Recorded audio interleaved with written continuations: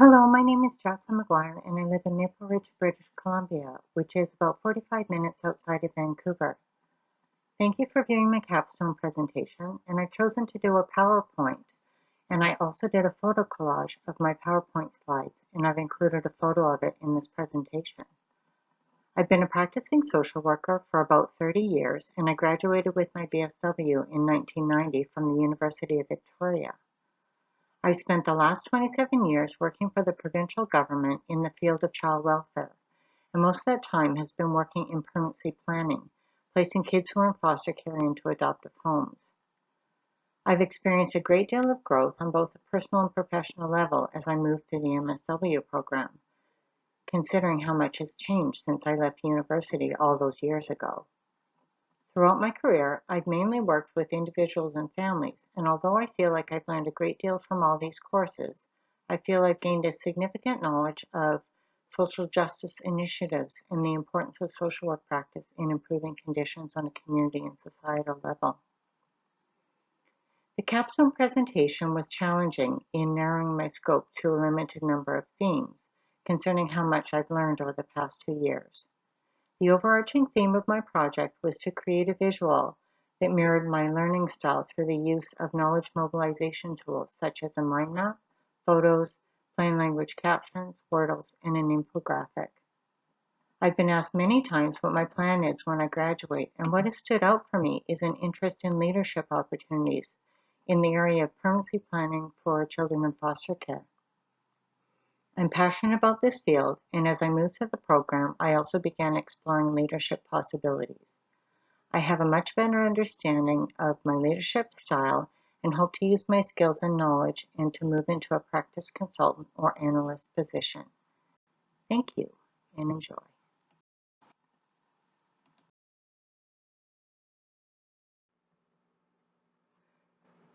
So here's a photo of my photo collage, which is of the PowerPoint presentation slides. It took me a while to figure out what I wanted to do, and I think it was the knowledge mobilization course that really helped me to pull together how I wanted to present the information about what I've learned in my personal and professional growth.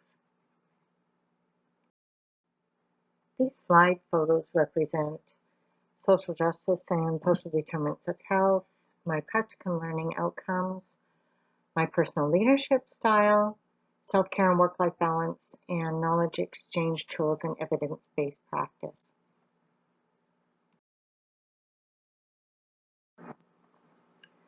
So this slide is reflective of my theme of self-care. At the beginning of the program, I really didn't know what to expect and what the workload was going to look like for me and how I was going to manage.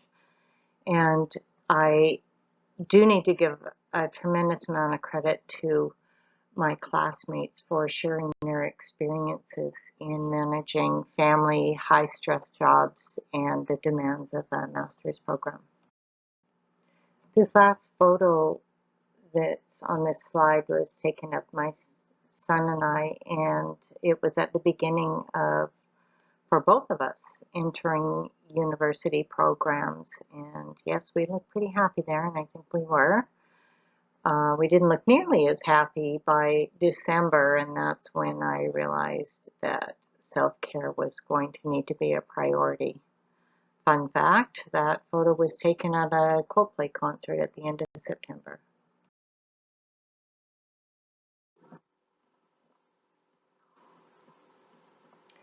This slide is self-explanatory of a mental health promotion infographic that I did in the first term, where we explored how inequities in access to basic necessities affect certain population sectors. In this infographic, I outlined the importance of access to nutritional food, exercise, and community inclusion and support services to promote mental health. There were particular readings and videos that stand out for me. The McConan and Raphael publication on social determinants of health in Canada is a document that I have come back to throughout this program, and I've had a shift in perspective in better understanding the importance of social work practice on a societal level.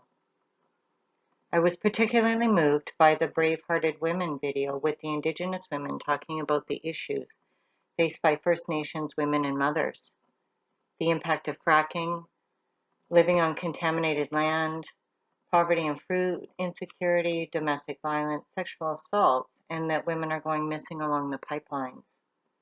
Well, I think there's a misconception that the marginalization of First Nations people ended with the closure of the residential schools.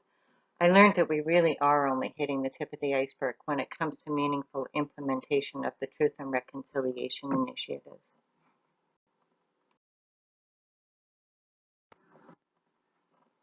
I completed my practicum at a neurodevelopmental assessment center called Asante Center.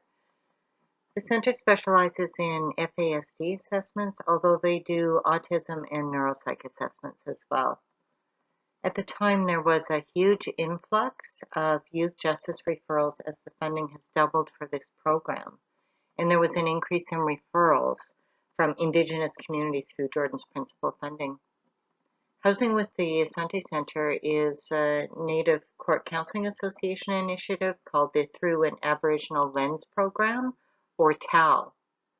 This is a youth justice program that provides support and traditional healing ceremonies throughout the assessment process to Indigenous youth and their families.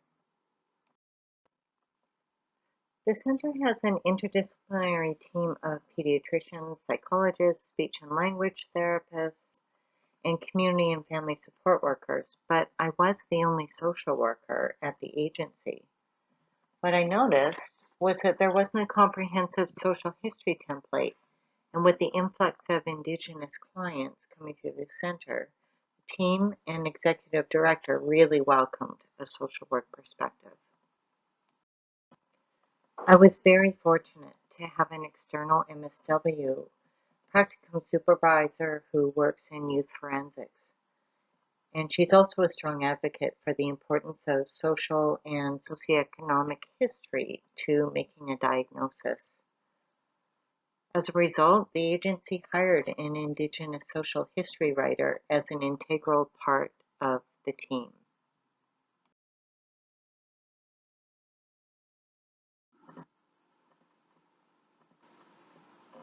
When I entered my practicum, I also started the leadership course. And what I noticed at the Asante Center is a flattening of hierarchy.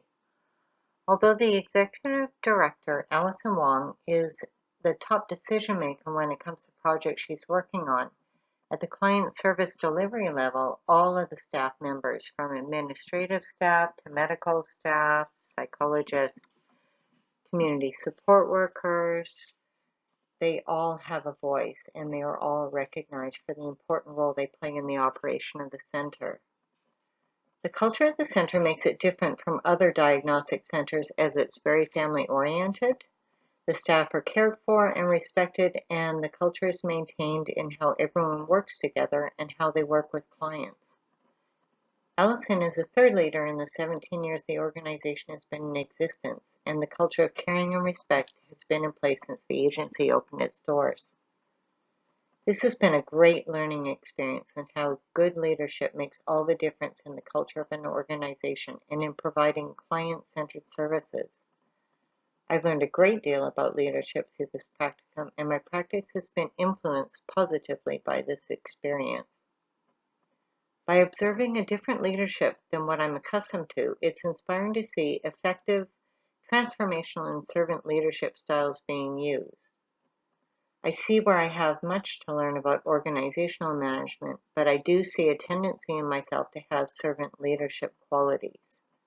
This practical experience has helped me to define the leadership style I would ascribe to, and that best aligns with my core personal and professional values.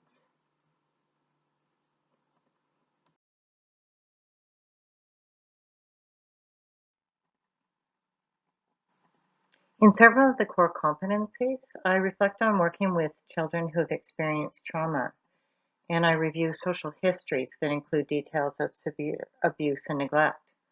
I wanted to include self-care in my presentation. I think it's an important issue, and I've seen colleagues go off on stress leave, and I've experienced burnout myself in the past. I've researched self-care literature throughout this program, and I came across a tool I had seen years ago, the Compassion Fatigue Therapist course workbook by Charles Figley. The social readjustment rating scale resonates with me, and the scale lists a number of personal stressors. The higher the score, the greater the chance of developing an illness. Reviewing the scales and questionnaires in the Figley workbook is a stark reminder of the consequences of not practicing good self-care. It's been challenging to practice self-care, as I have not always had a healthy work-life balance, and I have developed a better self-awareness of when I need a break. Without a solid support system in place, I would have found it difficult to make it through this program. I'm very appreciative of the reflections that my classmates have posted about the importance of mindfulness and meditation and some of their coping strategies to stay healthy emotionally.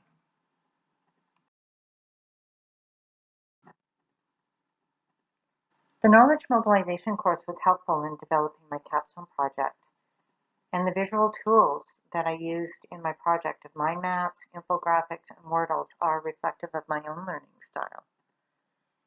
In my core competencies, I reflect on how FASD affects the processing of information. I had the opportunity to observe an FASD peer mentorship group, and the facilitator is living with FASD himself.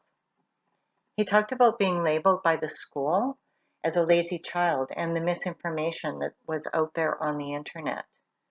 This got me thinking about what I can do to promote a successful outcome for children living with FASD. The facilitator used tools with the group such as drawing diagrams, rehearsing life skills, and inviting guests who could teach skills about banking, money management, and accessing services to assist with managing self-care and obtaining employment. This experience was meaningful for me as it became evident that changes need to be made to educational programming to better accommodate the learning needs of children living with a neurodevelopmental disability. It became evident that all too often, children living with FASD are labeled as problematic when the problem is actually a systemic one. Thank you for viewing my capstone project. I hope you enjoyed watching it as much as I enjoyed creating it.